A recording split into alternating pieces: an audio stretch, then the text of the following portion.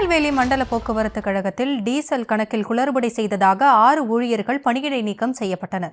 இதுகுறித்த விவரங்களோடு இணைகிறார் எமது செய்தியாளர் ராஜா. விவரங்களை வழங்கலாம். வணக்கம் ஹாசினி. தமிழ்நாடு அரசு போக்குவரத்து கழக திருநெல்வேலி கோட்டம் திருநெல்வேலி, தூத்துக்குடி, தென்காசி மற்றும் கன்னியாகுமரி மாவட்டங்களில் இயங்கி வருகிறது. 1500க்கும் மேற்பட்ட பேருந்துகள் 30க்கும் மேற்பட்ட பணிமனைகள் மூலமாக இயக்கப்பட்டு வருகிறது. திருநெல்வேலி கோட்டத்திற்கு உட்பட்ட தாமிரபரணி பணிகளில் 56க்கும் மேற்பட்ட பேருந்துகள் இயக்கப்படும் நிலையில் தணிக்கை குழு அதிகாரிகள் கடந்த சில நாட்களாக டீசல் இருப்பு கணக்கு வழக்குகள் உள்ளிட்டவைகளை ஆய்வு செய்ததாக தெரிகிறது. இதில் கணக்கில் எழுதப்பட்டிருந்ததை விட 18,000 லிட்டர் டீசல் குறைவாக இருப்பு இருந்தது கண்டுபிடிக்கப்பட்டது. இதனை அடுத்து அவர்கள் உயர் அதிகாரிகள் தகவல் தெரிவிக்க விரிவான விசாரணை தொடங்கியுள்ளது. முதற்கட்டமாக தாமிரபரணி பணிமையின் கிளை மேலாளர் கிருஷ்ணன், பண்டக காப்பாளர், 2 உதவி பொறியாளர்கள் என 6 பேர் பணியிட நீக்கம் செய்யப்பட்டுள்ளனர்.